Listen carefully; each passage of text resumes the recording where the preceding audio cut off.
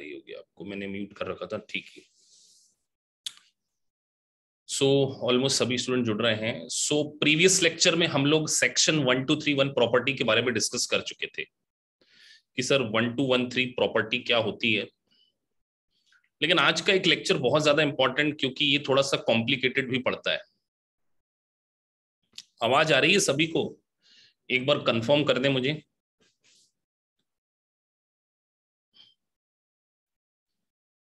चलिए, तो आवाज सभी को आ रही है, किसी को नहीं आ रही है, इट मींस हो सकता है आपके यहाँ कवरेज में कोई इश्यू हो। सो हम आज के इस लेक्चर को जो स्टार्ट कर रहे हैं, कैपिटल गेन को हम डिस्कस कर रहे थे।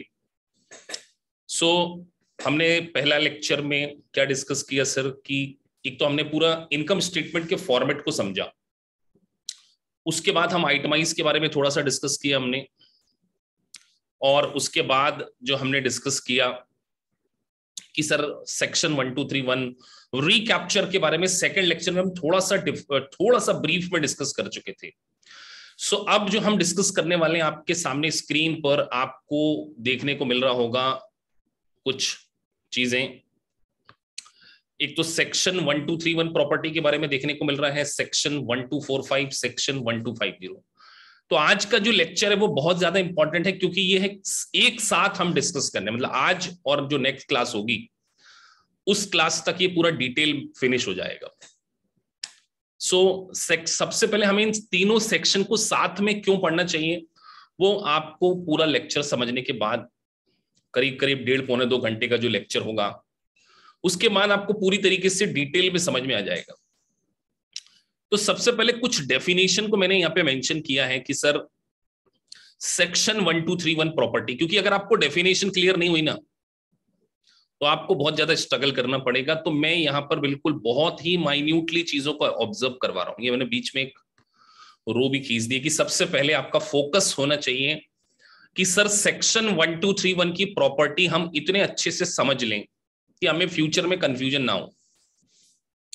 सो देखिए, स्पेसिफिकली मेंशन है section 1231 property is a property held for more than 1 year. तो पहली बात, सेक्शन 1231 कभी भी शॉर्ट टर्म कैपिटल गेन नहीं हो सकता।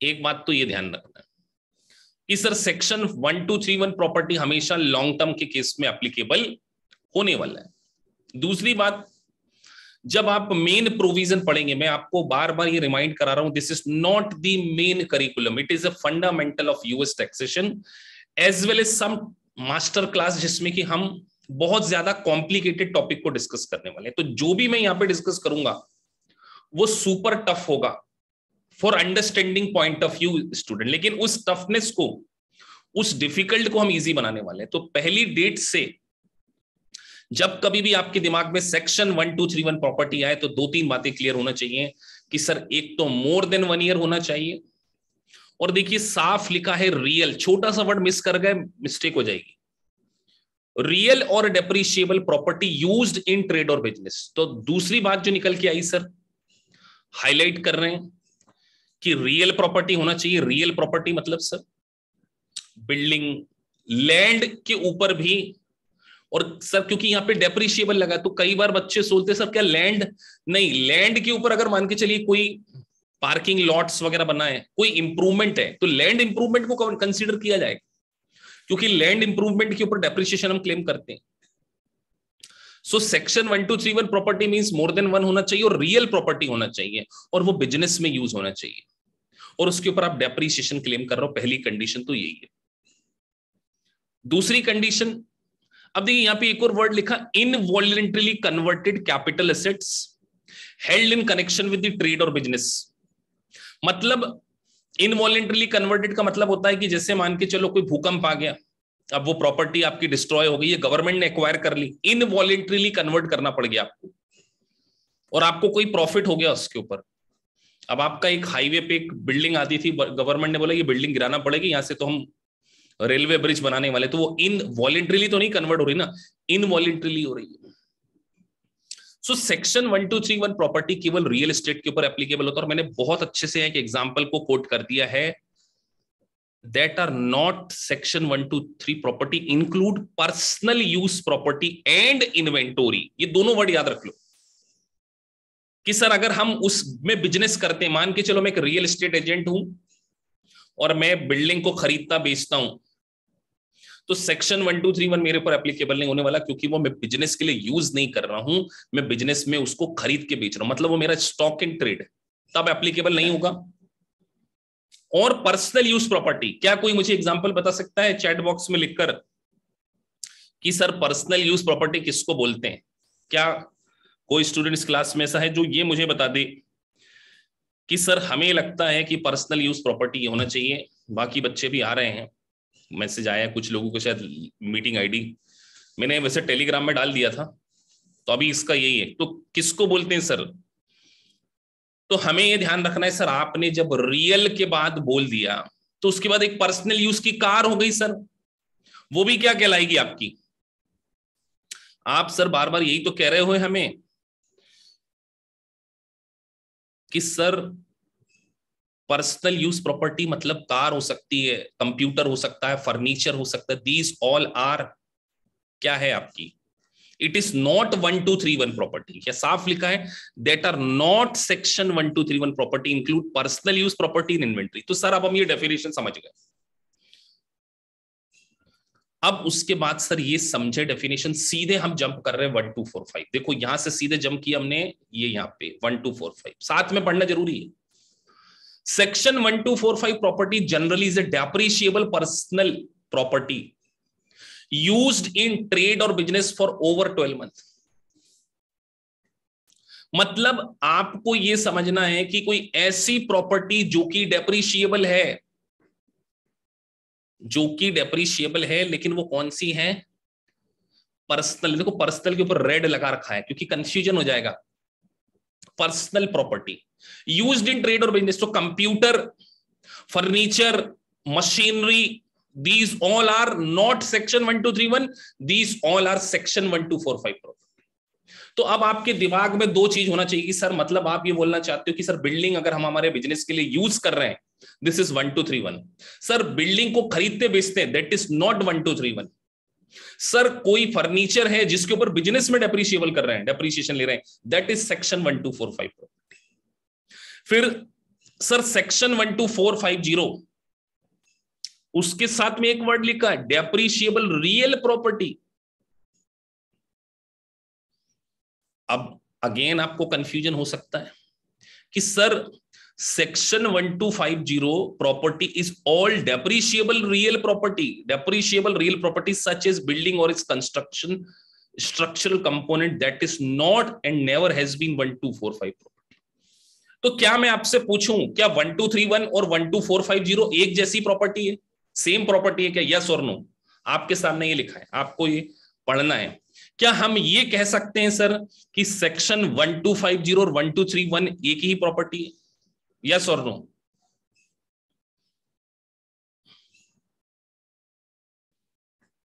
आंसर दीजिए, क्योंकि आप यूएस टैक्सेशन पढ़ रहे हैं, आपको सीपीए ये इनरोल्ड एजेंट अगर बनना है तो इस बात का आंसर तो आपको इमीडिएटली देना चाहिए कि सर आपने बोर्ड पे यहां पे लिख दिया है और बाकी बच्चे कोई भी आंसर नहीं देने को तैयार हो रहा है। क्या हम इसको एक ही प्रॉपर्टी माने, नहीं माने, क्या अलग है? इतना बोलने में शर्माना नहीं है, बोलने में शर्माना नहीं है। सर बिल्कुल सही कहा, 1231 और 1250 एक जैसी हो सकती है। कब होगी? जब गेन आएगा या लॉस आएगा। मतलब अल्टीमेटली जब हम 1231 प्रॉपर्टी को बेचते हैं ना, तो जब गेन या लॉस आता है तो वो अंडर सेक्शन 1250 उसका ट्रीटमेंट होता है। अब वो हम पढ़ेंगे। 1231 को बेचने पे जब गेन आएगा तो उसका ट्रीटमेंट 1250 में होगा, और जब अदर देन 1231 को बेचेंगे, अदर देन 1231 को बेचेंगे, और अगर वो बिजनेस की प्रॉपर्टी है, बिजनेस के अंदर, और वो कौन सी है? डेप्रिशिएबल पर्सनल प्रॉपर्टी है, तो 1245 आता है। ये बहुत ध्यान से चार्ट बनाया हुआ है। अगर आपको यही क्लियर नहीं हुआ तो इसका कभी भी टैक्स ट्रीटमेंट तो क्लियर हो ही नहीं सकता। फिर से बोल रहा हूं, 1231 प्रॉपर्टी रियल एस्टेट प्रॉपर्टी होती है, अगर उसको बेचकर कोई गेन या लॉस आता है तो हम यहां पर 1250 में जाएंगे, और यहां पर अगर अदर देन 1231 को बेचते हैं तो 1245 में जाएंगे। ठीक है सर। अब हमने सर 1231 को पूरा डिटेल समझना है, तो यहां पर तीनों सेक्शन को मेंशन करा हुआ है मैंने, 1231, 1245 और 1250। इन्हीं को आपने सबसे अच्छे से समझना है। तो पूरा डिटेल हम ऑलरेडी 1231 के बारे में डिस्कस कर रहे हैं, पहले चार्ट में, पहले पीपीटी में मैंने सेम मेंशन किया, सेम यहाँ पे उसके एग्जांपल लिखे, जैसे अपार्टमेंट बिल्डिंग्स, पार्किंग लॉट्स। उसके बाद यहां मेंशन किया था 1231 property include are not section, है ना, एग्जाम्पल दैट आर नॉट, ये नॉट वर्ड कई बार बच्चे मिस कर जाते हैं, that are not section 123 property include personal use property and inventory. ठीक है सर, ये तो आपने समझा दिया। अब इन प्रॉपर्टी को बेचते हैं, ये स्क्रीन पे ये मेंशन है, बड़े ध्यान से देखिए, आप देख रहे हैं दो चीजें हैं। क्या दो चीजें हैं सर? आपको गेन देखने को मिल रहा होगा, उसके साथ में लिखा है सेक्शन 1245 ऑर्डिनरी इनकम, देख रहे हैं आप? एग्जाम में सेक्शन पूछे जाते हैं। और section 1250 LTCG, long term capital gain 25%, और लॉस का ट्रीटमेंट अलग है, वो अलग समझेंगे अभी हम। लॉस का ट्रीटमेंट ही अलग है, अभी गेन के बारे में बात कर रहे हैं, दोनों को मैंने बाइफर्केशन कर दिया। तो आपके दिमाग में ऊपर क्लिक होना चाहिए कि सर जो वापस से ऊपर जा रहे हैं, देखो ऊपर गए सर, ये जो 1245 है उसमें हमने क्या लिखा, ऑर्डिनरी इनकम, और जो 1250 उसमें क्या लिखा हमने, कैपिटल गेन। बहुत ज्यादा कंफ्यूजन आपको होगा अगर आपने जरा सा भी इसमें मिसप्लेस कर दिया to understand. 1245 ordinary income, 12450 capital gain but 25% rate. ठीक है सर, आगे बढ़ते हैं। अब मैं आपको इस पूरे लेक्चर में सेक्शन 1245 को with the help of example समझाना चाह रहा हूं, with the help of example. तो आपको पहले मैंने 30 सेकंड दिए,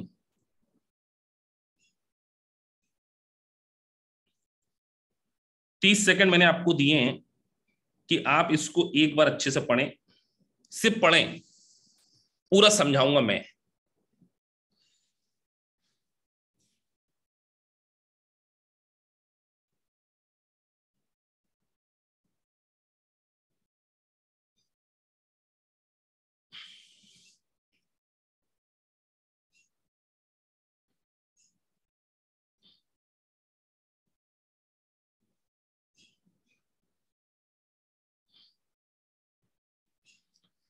section 1245 property generally is a depreciable, again green कर दिया मैंने, personal property, tangible intangible used in trade और बिजनेस फॉर ओवर 12 मंथ। ठीक है सर, मतलब सर सेक्शन 1245 आपने रियल को बाहर कर दिया यहाँ पे। अब यहां पर अगर उसको बेचते हैं तो कोई गेन आता, gain recognise on the disposition of the 1245 property is ordinary income, is ordinary income. पूरा एग्जांपल के साथ समझेंगे अभी हम। To the extent of lesser of depreciation taken और गेन रियलाइज्ड।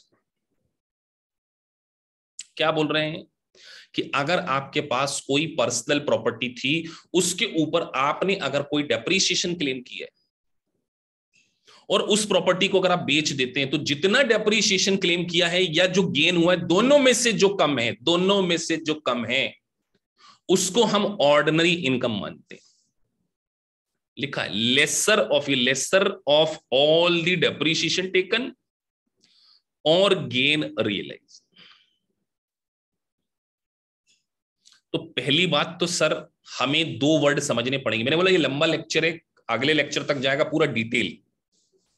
आपको ये ध्यान रखना है सर कि एक वर्ड यहां पे रियलाइज्ड गेन। रियलाइज का मतलब होता है कि आपके पास जो बुक वैल्यू है, जैसे बुक वैल्यू 40,000 है, यहां लिख देते 40, और आपने उसको 60 में बेच दिया, तो 40 और 60 के बीच का डिफरेंस कितना है, 20 के। इसको हम बोलते हैं रियलाइज्ड। और एक होता है रिकॉग्नाइज गेन। रिकॉग्नाइज गेन मतलब as per income tax law कितना उसके ऊपर उस कितना अमाउंट को टैक्सेबल माना जा रहा है, दैट इज कॉल्ड रिकॉग्नाइज्ड।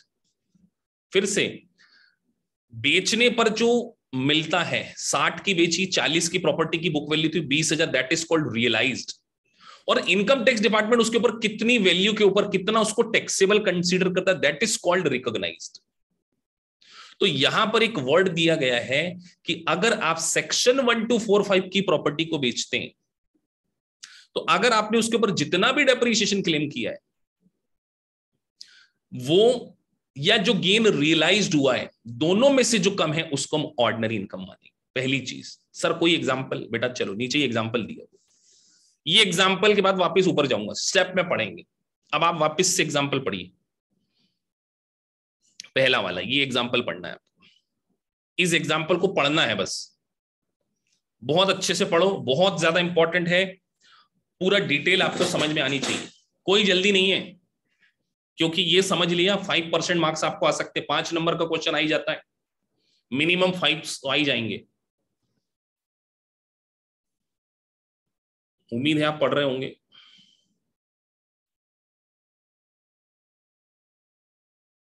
ये पढ़वाने के आपके 2 पर्पस है कि आप खुद भी सोच सको, देन आई विल स्पीक। सबको मीटिंग आईडी तो मैंने ग्रुप में डाल दिया था, कई बच्चों को मीटिंग आईडी नहीं मिला है।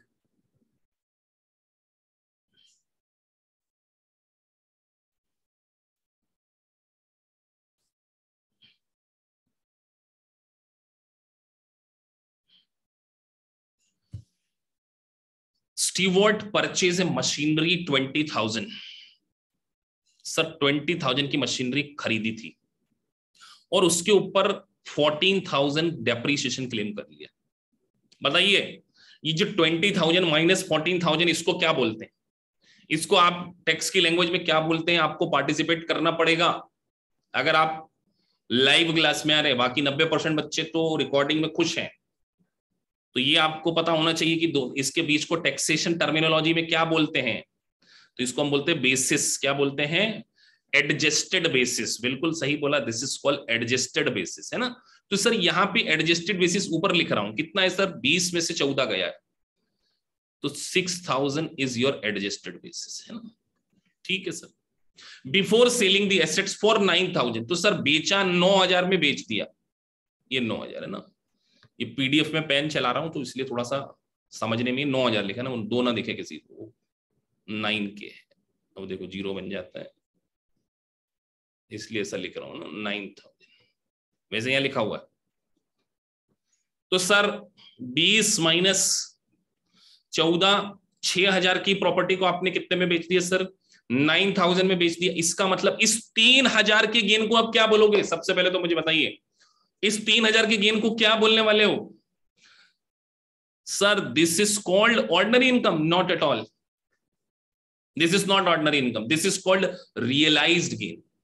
ये क्या है? Realised gain. तो 20 में से 14 गए, 6 बचा सर।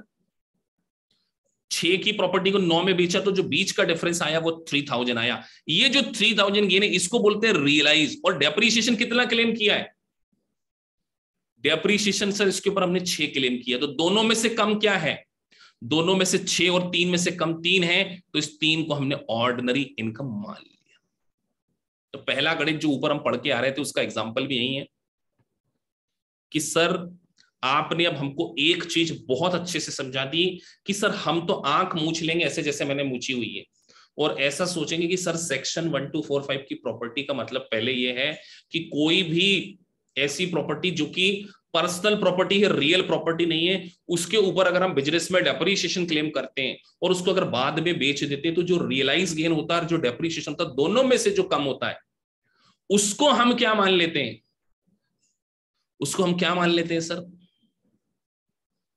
उसको हम ऑर्डिनरी इनकम मान लेते हैं। कुछ बच्चे बोल रहे हैं सर आवाज कम आ रही है, पर बाकी सबको आ रही है, तो किसी एक को कम आ रही है, इसका मतलब हो सकता है कि वहां पर इंटरनेट खराब हो, कि बाकी सबको ठीक आ रही है। तो बाकी और अगर किसी को आवाज ठीक नहीं भी आ रही तो 100% रिकॉर्ड हो रहा है बिल्कुल एचडी क्वालिटी में, और आपको पूरा रिकॉर्डिंग मिल जाएगी हमारे एलएमएस पोर्टल के ऊपर, लाइव क्लास है। चलिए ठीक है सर, ये बात हमको समझ में आ गई कि आप यहां पर ये कहना चाह रहे हैं। अब दूसरा वर्ड एक और है इस पार्ट के पहले, ये पार्ट को अभी थोड़ी देर बाद डिस्कस करूंगा, पहले ये पार्ट को डिस्कस करना है मैंने। इस पार्ट का भी बहुत इंपॉर्टेंट रोल है। क्या रोल है sir? The recognise gain in excess of depreciation taken, recognise gain in excess of depreciation taken may be treated as a gain from sale of exchange of section 1231 property. क्या बोल दिया sir इन्होंने? खतरनाक बात कर दी कि recognise in excess of depreciation taken may be treated as a gain from the sale of exchange of the section 1231 property. पूरा कंफ्यूजन आपको हो जाएगा। बताइए क्या किसी को यह बात समझ में आ गई कि क्या कहना चाह रहे हैं? Recognise gain in excess of depreciation taken may be treated as a gain for sale of exchange in the section 1231 property. चलिए तो इसके लिए दूसरे एग्जांपल को डिस्कस करते हैं जो मैंने नीचे बनाया हुआ। Section 1245 ordinary income and section 1231 gain. Same example, figure change है। Assume that same information from the example 7.3, मतलब ये 7.3 है। Except Steward sells the machinery for 25,000। Sir पुराने केस में आपने जो प्रॉपर्टी बेची थी वो कितने में बेची थी? 9,000 में बेची थी। यहां कितने में बेच रहे हैं? यहां 25,000 में बेच रहे हैं। तो सबसे पहले मुझे बताइए रियलाइज गेन कितना है? यहाँ पे जल्दी लिखिए चैट बॉक्स में, how much is your realise gain? How much is your realise gain? तो सर पुराना पता होगा तब ना। तो सर सीधा गणित है, 20 में से 14 गया, 6,000 की प्रॉपर्टी को 25,000 में बेचा है, तो 19,000 इस रियलाइज वर्ड यूज कर रहा हूं, ये रियलाइज। मुझे बताइए सेक्शन 1231 का गेन कितना कंसीडर करूं? तो आपने पहले बताया था सर कि ऑर्डिनरी इनकम का रूल आप बता चुके हैं। ऑर्डिनरी इनकम का रूल है रियलाइज्ड गेन और क्या? Depreciation, which ever is lower. तो सर रियलाइज गेन इज 19 और डेप्रिसिएशन इज ऑलरेडी टेकन कितना? 14। दोनों में से जो कम है उसको आप क्या मानेंगे? सेक्शन 1245 गेन, ऑर्डिनरी गेन, और जो रिमेनिंग गेन होगा वो सेक्शन 1231 कहलाएगा। तो सर मतलब 6 की चीज को 25 में बेचा तो 19,000 गेन आया, ये 19,000। इसके 2 टुकड़े, ये 2 टुकड़े है ना, ये यहां पे लिखा है 2 टुकड़े। एक जितना डेप्रिसिएशन क्लेम किया है, कितना किया है सर? 14,000, ये 14, और बाकी कितना? 5, ये 5 के। ये 5,000 क्या हो जाएगा आपका? सेक्शन 1231 की, सेक्शन 1231 के। Very very complicated. अगर इसको एक जगह नहीं पढ़ा होता तो आप मुझे बताइए, आपको समझ ही नहीं आता, अलग अलग जगह पढ़ लोगे पूरा कंफ्यूजन हो जाएगा। तो यही प्रॉब्लम आती है यूएससीपीए के रेगुलेशन में बच्चों को और इनरोल्ड एजेंट में, कि वो अलग अलग जगह पढ़ रहे हैं कि 1245 अलग पढ़ लिया, 1231 अलग पढ़ लिया, 1250 अलग पढ़ लिया, और निपट जाते हैं बच्चे सेक्शन में। अभी भी खत्म नहीं करूंगा। अब मैं आपसे ये पूछना चाहता हूं कि सेक्शन, जब हम ये प्रॉपर्टी को बेच रहे हैं 1245 वाली, तो सेक्शन 1231 का गेन किस कंडीशन में अराइज होता है? सेक्शन 1231 का गेन किस कंडीशन में अराइज होता है? सर जब आपका realise gain is greater than depreciation और realise gain is less than depreciation. मेरा एग्जाम का एमसीक्यू आपसे यही है, अगर आप समझ गए। सर सेक्शन 1231 का गेन कब अराइज होता है? मातृभाषा हिंदी में पूछ रहा हूं। सर जब आपका realise gain is greater than depreciation होता, देखो यहां पर आपका गेन डेप्रीशिएशन से ज्यादा है क्योंकि डेप्रीशिएशन 14 था और आपका रियलाइज गेन 19 था, तो जितना डेप्रीशिएशन क्लेम किया उतने को ऑर्डिनरी इनकम और उसके ऊपर जो एक्सेस है उसको 1231 मान लिया। तो सर हम तो कमाल ही फंस जाते हैं। मतलब अब देखो ऊपर अगर आप पीपीटी को पढ़ोगे ना, आज ग्रुप पे भी डाल दूंगा ये पीपीटी, तो ये जो पीडीएफ बनी है उसमें पूरा समझाया है। Section 1245 property generally is a depreciable property, personal property, और उसके ऊपर गेन एक आ गया 1231 का भी गेन आता है। देखो यहां पे अब ये जो लाल लाल कर रखा है ना, ये कंफ्यूजन आगे हो जाए उससे बचने के लिए लाल उसको कर दिया है मैंने। ब्रैकेट में एक पॉइंट लिखा है, ब्यूटीफुल पॉइंट लिखा है, एग्जाम में यहाँ पे भी फंसते हैं बच्चे। मैंने क्या बोला, इस बैच का पर्पस जहां आप फंस सकते हो उससे बचाना। इस तरीके की बैच और कोई ऑर्गेनाइज नहीं करा सकता क्योंकि डेप्थ नॉलेज चाहिए। जिया है मैंने यूएस टैक्सेशन को, जमाने की बुक्स पढ़ ली है मैंने। तो जब मैंने ये कंक्लूजन निकाला तो उसको मैंने लाल लाल अक्षरों में लिख दिया, if gain realise is not recognised. देखो दोनों वर्ड के ऊपर मैं बिंदी लगा रहा हूं, रियलाइज इज नॉट रिकॉग्नाइज, और कंडीशन लिखी है लाइक काइंड एक्सचेंज और इनवॉलेंटरीली कन्वर्जन। मतलब अगर आपने कोई प्रॉपर्टी बेची उसके ऊपर गेन तो रियलाइज है बट रिकॉग्नाइज नहीं है। रिकॉग्नाइज का मतलब टैक्सेबल नहीं है। कौन सी कंडीशन में, लाइक काइंड, मतलब आपके पास एक बिल्डिंग थी, आपने उस प्रकार की बिल्डिंग देकर दूसरी बिल्डिंग ले ली। मतलब ऐसा सोचो कि आपका दिल्ली में कनॉट प्लेस में एक शॉप है, उस शॉप को सेल करके, या वो तो होगा नहीं क्योंकि सर वो 1245 में तो रियल प्रॉपर्टी, तो शॉप वाला एग्जांपल नहीं है, नहीं बैठेगा। तो हम यहाँ पे क्या बोल रहे हैं कि अगर मान के चलो कोई एक मशीनरी देके दूसरी उसी प्रकार की कोई मशीनरी एक्सचेंज कर लेते हो तो गेन को टैक्सेबल नहीं किया जाता। क्या बोल रहे हैं sir, if gain is realise is not recognise. तो यहां पर एक नया पॉइंट आता है, उसको बोला जाता है, दो चीजें यहां पे मेंशन है।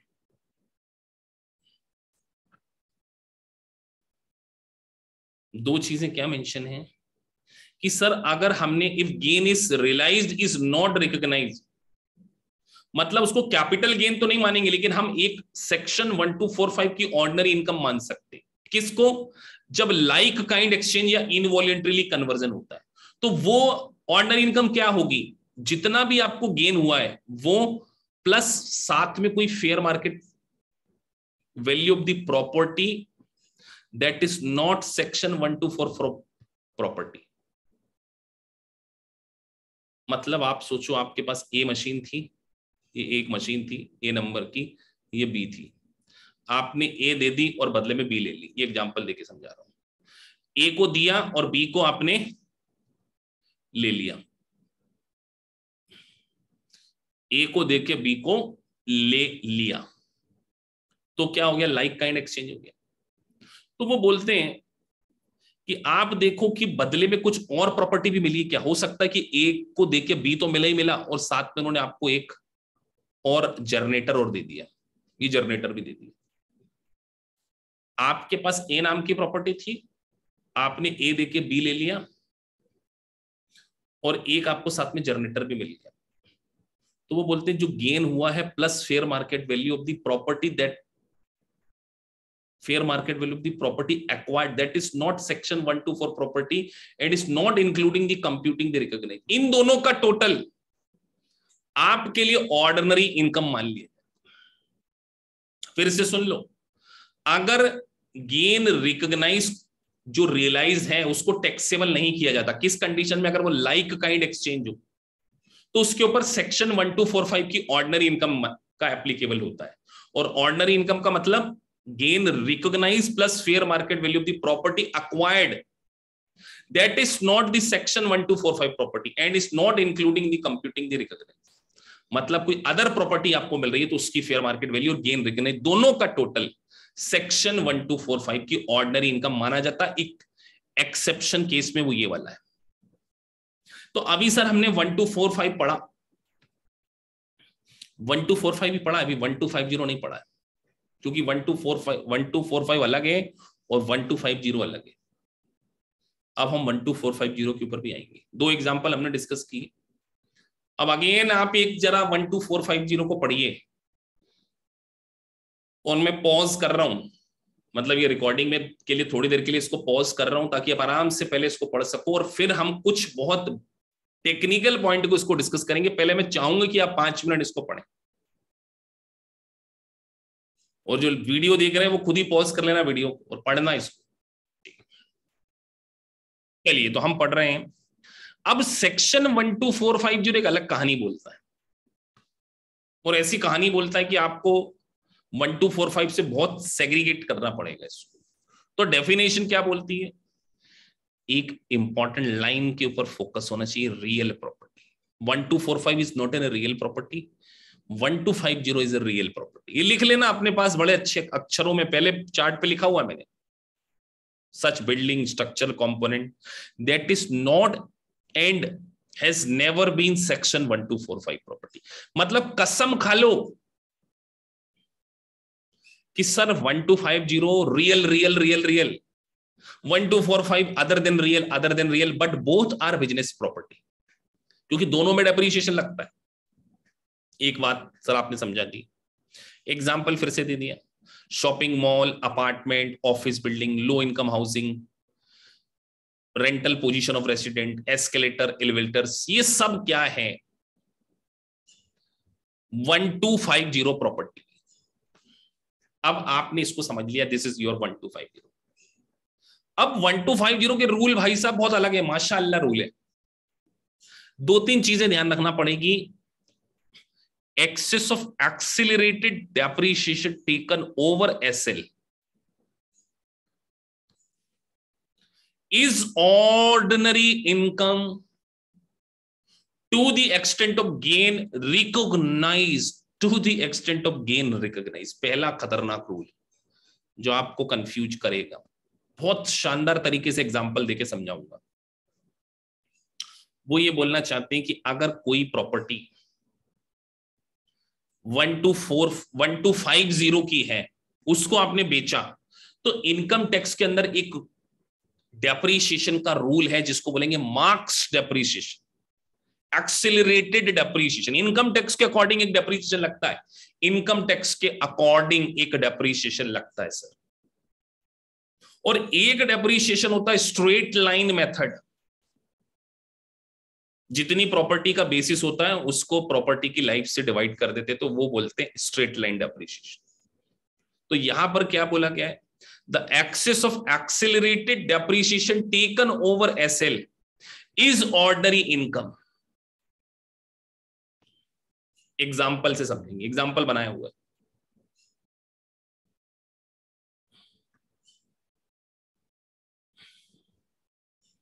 पढ़िए इस एग्जाम्पल को अच्छे से, फिर वापस आएंगे। इसका नाम है सेक्शन 1245 रिकैप्चर।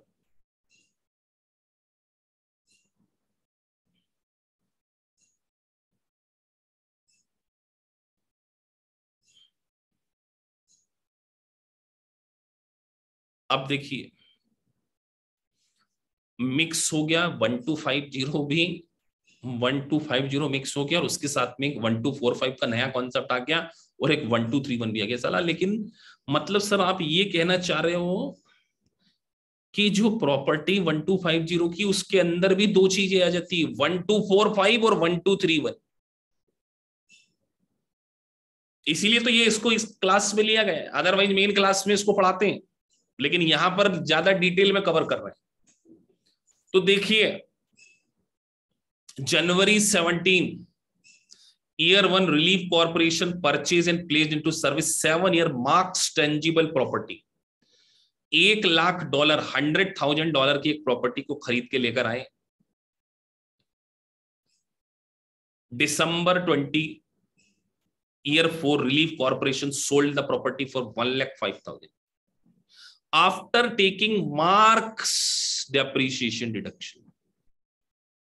तो अगर हम यहां पे देखें तो प्रॉपर्टी का एडजस्टेड बेसिस कितना आया sir? 1 lakh minus 60,000, this is called 40,000। ये आपका एडजस्टेड बेसिस। बेचा कितने में सर? 1,05,000 में बेचा है।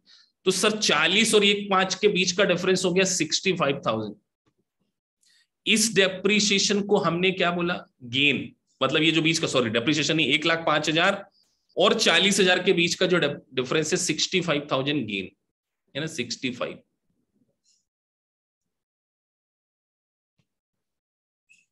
अब आपको ये ध्यान रखना है कि हमने एक 65 का कॉन्सेप्ट पढ़ा है और हम एक कॉन्सेप्ट पहले से पढ़कर आ रहे हैं कि सर जितना डेप्रीशिएशन क्लेम किया है उतने पोर्शन को तो हम क्या बोलते हैं? उतने पोर्शन को तो हम हमेशा क्या बोलते हैं? 1245, 1245। और बाकी जो 5,000 का, ये तो आप ऊपर भी पढ़ के आ रहे थे, सेम बात है, इसमें तो कुछ नया आपने नहीं पढ़ा कि सर 65 हुआ, जितना डेप्रीशिएशन क्लेम किया उतना आपका क्या हो गया? गेन कौन सा हो गया? 1245। और बाकी कौन सा हो गया? 1231। ये हमने पढ़ा। अब लेकिन यहां पर एक बात मैंने आपको कमाल की बताई कि सर यहाँ पे मार्क्स डेप्रीशिएशन लिखा हुआ है। ये एग्जांपल लेने का पर्पस, क्वेश्चन में कहीं भी आपको स्ट्रेट लाइन डेप्रीशिएशन देखने को मिल रहा है क्या? देखने को मिल रहा नहीं? मिल रहा है ना। इसीलिए यहां पर ये वाला रूल एप्लीकेबल नहीं हुआ, ये भी बात ध्यान रखने वाली है। 1250 ऑर्डिनरी इनकम रूल यहां पर एप्लीकेबल नहीं हो रहा, क्योंकि यहां पे क्या बोला था? इन excess of accelerated depreciation taken over asset.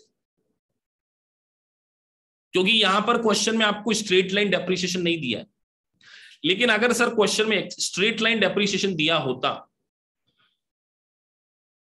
तब कहानी कुछ और होती। वो ये कहानी है।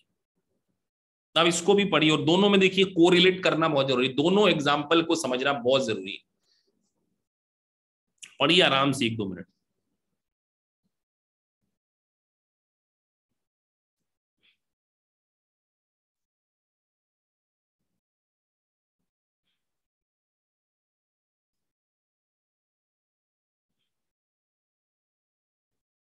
Math purchased and placed into section 1250 property. साफ बोल दिया, real estate property.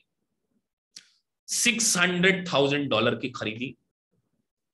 After 5 years the property was sold at 6,50,000। तो सर सीधी बात है, 6 और 650 के बीच का जो गेन है वो तो हमने यहां पे निकालना है। लेकिन अभी उसमें 3 लाख का डेप्रीशिएशन भी है, सॉरी 3 लाख का मार्क्स डेप्रीशिएशन है। तो मैं आपसे क्वेश्चन चैट बॉक्स में चाहूंगा, बताइए बेसिस निकालने के लिए स्ट्रेट लाइन को माइनस करना चाहिए या मार्क्स को माइनस करना चाहिए?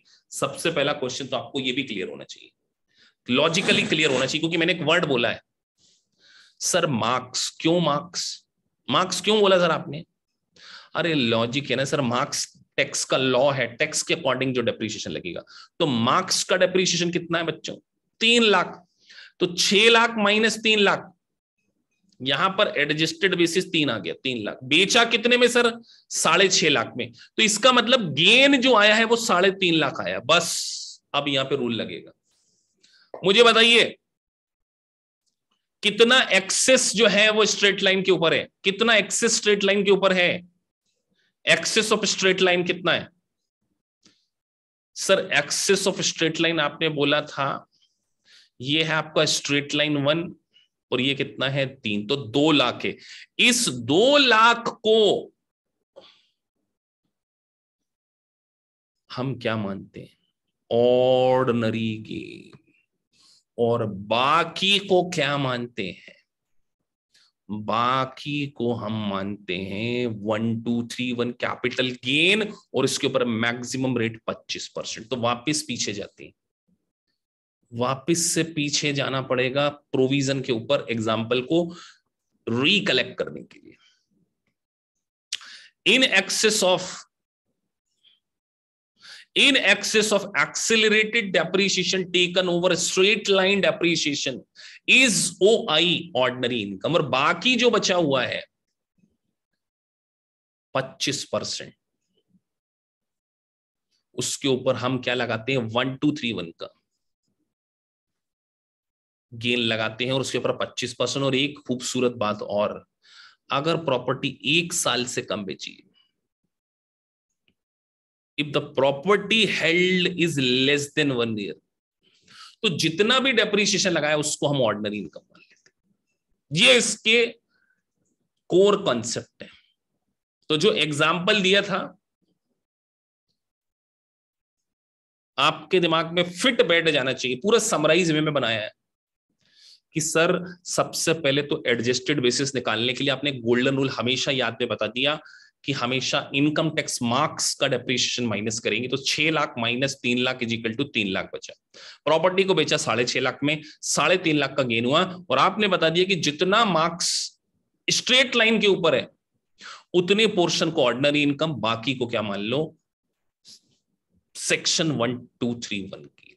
तो मल्टीपल चॉइस क्वेश्चन में वो आपसे ऐसे ही टेक्निकल क्वेश्चन पूछते हैं कि section 1231 gain, section 1245 gain, section 1250। तो हम वो अलग अलग पढ़ लेते हैं, तो इससे कचरा हो जाता दिमाग में, इसीलिए इसको यहां पे एक पीपीटी में डाला। एक और एग्जांपल है, सेम क्वेश्चन। अब देखिए यहां पर प्रॉपर्टी हमने कितने में बेची है, 4 लाख में बेची। सर एडजस्टेड बेसिस तो वही 3 लाख आया, वो 3 लाख याद करो। 3 लाख कैसे सर, 6 लाख की प्रॉपर्टी थी, मार्क्स का डेप्रिसिएशन क्लेम किया, तो ये जो गेन 1 लाख हुआ है,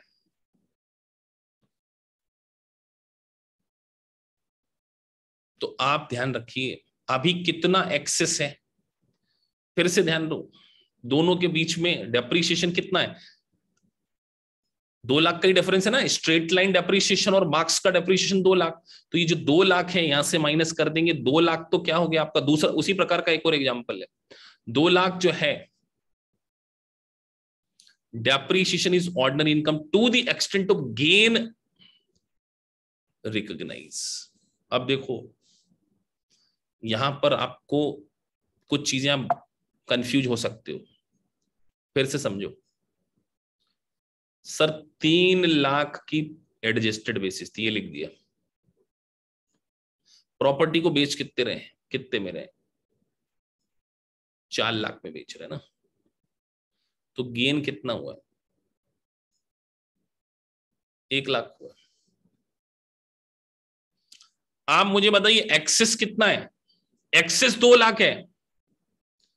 अरे दोनों के बीच में एक्सीलरेटेड डिप्रिसिएशन और मार्क्स डिप्रिसिएशन के बीच का डिफरेंस कितना, 2 लाख है। लेकिन सर गेन तो एक ही है ना, तो क्या हम 2 लाख को एक ऑर्डिनरी इनकम मान लें? बताइए ऑर्डिनरी इनकम कितनी माने, अरे ऑर्डिनरी इनकम कितनी माने, सिंपल सा क्वेश्चन।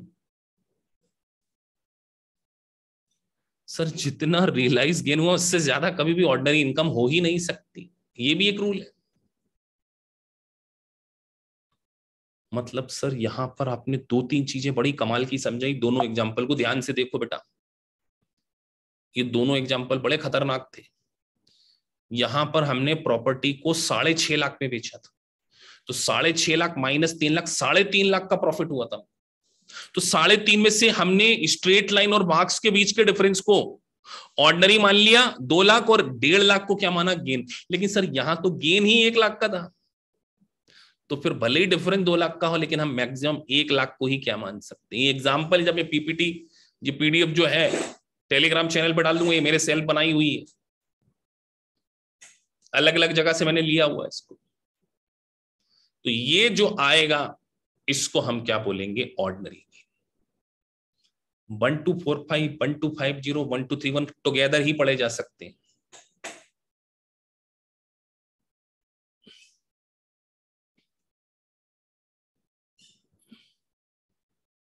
अब सर ये यहां पर तीनों मिलाकर जो सेक्शन है वो क्या है आपके, खत्म होते हैं। अगर किसी भी स्टूडेंट को इसमें किसी प्रकार का कोई डाउट है तो वो मुझसे राइट नाउ पूछ सकते हैं कि सर हमको ये चीज समझ में नहीं आई है। तो मैं वापस से रिपीट कर रहा हूं कि जब आप इस लेक्चर को सुने तो अपने दिमाग में 1 to 4 ये जो शुरू की चीजें हैं, 1250 रियल वर्ड याद रखना, ये पर्सनल वर्ड याद रखना, और ये ध्यान रखना कि हमेशा 1 2 4 5 जो है वो एक ऑर्डिनरी इनकम के बारे में क्या कर रहा है, बात कर रहा है। सर 25% लिया क्योंकि 25% का मैक्सिमम टैक्स रेट दिया हुआ है। यहां पे क्या है, 25% का मैक्सिमम रेट लगाया जाता है। अभी हम कैपिटल गेन के रेट पे नहीं आए, रेट अलग अलग स्लैब के अकॉर्डिंग लगते हैं, लेकिन 25% से ज्यादा कभी भी टैक्स लगाया नहीं जा सकता। तो जो 25% इज मैक्सिमम रेट, इसको आपने लगाना है। 1 lakh is a straight line method depreciation. ये जो 1 लाख है ना, ये स्ट्रेट लाइन मेथड डेप्रिसिएशन। तो हमने यहां पर आज के इस छोटे से लेक्चर में पिछले लेक्चर को कंसीडर करते हुए, मुझे लगा था कि आपको बहुत कंफ्यूजन होगा, बट सभी बच्चों ने टाइम से समझ लिया। तुम्हारा लेस देन 1 आवर में ही ये चैप्टर क्या हो गया, कंप्लीट हो गया। तो जो प्रीवियस लेक्चर था उसी कॉन्टेक्स्ट में हमने इसको डिस्कस किया। तो आज मैंने आपको 1 2 3 1 1 2 4 5 और 1 2 5 0 के बीच में पूरा डिफरेंसेस क्या है अच्छे से समझा दिए। जब हमारा मेन लेक्चर आएगा तब भी हम इसको पढ़ेंगे, लेकिन वहां फिर क्या होता है कि जब आप मेन लेक्चर में पढ़ते हैं ना, तो एक जगह 1 2 3 1 के बारे में बताया तो 1 2 3 1 के बारे में बताया, एक जगह 1 2 4 5 1 2, तीनों का कंबाइंड आपको कहीं नहीं मिलेगा। तो इसीलिए इस लेक्चर को हमने क्या किया है, टुगेदर कंसीडर किया है।